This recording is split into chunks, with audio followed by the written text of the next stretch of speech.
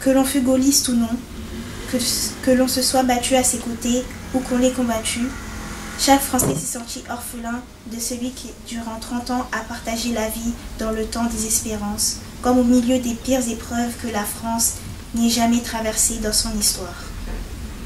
La voix qui s'est tue était celle de la France pendant 30 ans.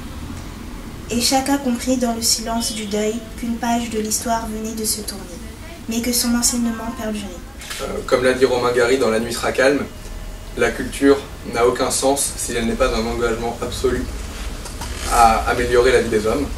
Donc à travers cette phrase, Romain Gary parle évidemment de son engagement artistique, mais je pense qu'elle a un retentissement plus profond, puisque ça implique une notion d'engagement moral à travers une prise de risque et une notion de fidélité. Une notion de fidélité que l'on peut, selon moi, rattacher à l'engagement du général de Gaulle. Par exemple, lorsque je m'engage à lutter contre l'homophobie, cela peut être un risque si les personnes de mon entourage ne comprennent pas en fait pourquoi je m'engage dans cette cause et ce qui peut par exemple affecter mon moral et donc ma condition de vie alors. Avant justement de travailler plus en profondeur, je disais comme quoi Charles de Gaulle c'est un homme qui avait sauvé la France, il avait sauvé des nazis, tout ça, mais disons que je connaissais pas vraiment le personnage dans sa profondeur. Et du coup, je pouvais dire que c'était un héros, je le pensais réellement, mais je pouvais pas vraiment m'associer à lui.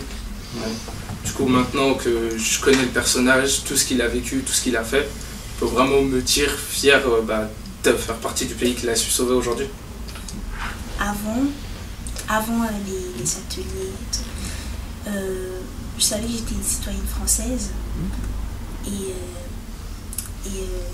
on nous a appris pendant toute notre enfance liberté, égalité, fraternité.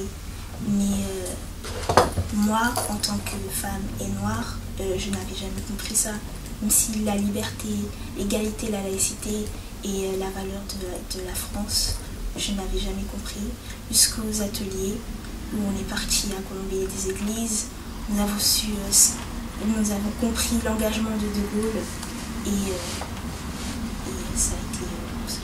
Dans notre société actuellement, nous n'avons pas de guerre sur notre territoire, mais ce n'est pas pour autant que nous, jeunes Français, n'envisageons pas en fait la notion de l'engagement. Pour cela, avec ma classe, nous avons eu une discussion et nous avons essayé de voir en fait qu'est-ce que l'engagement représentait à nos yeux en fait actuellement.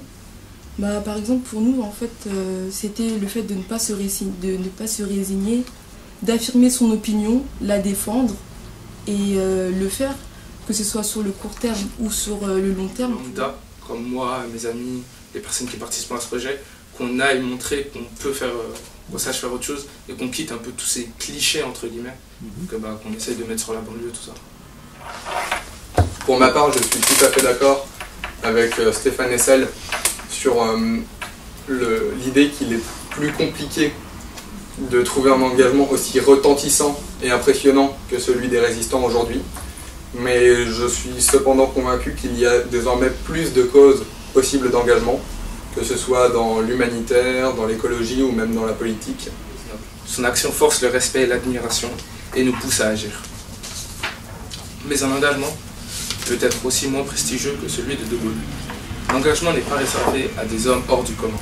L'engagement n'est pas limité à la vie politique. Aujourd'hui encore, la société a besoin de personnes qui s'engagent, et de nombreuses personnes s'engagent.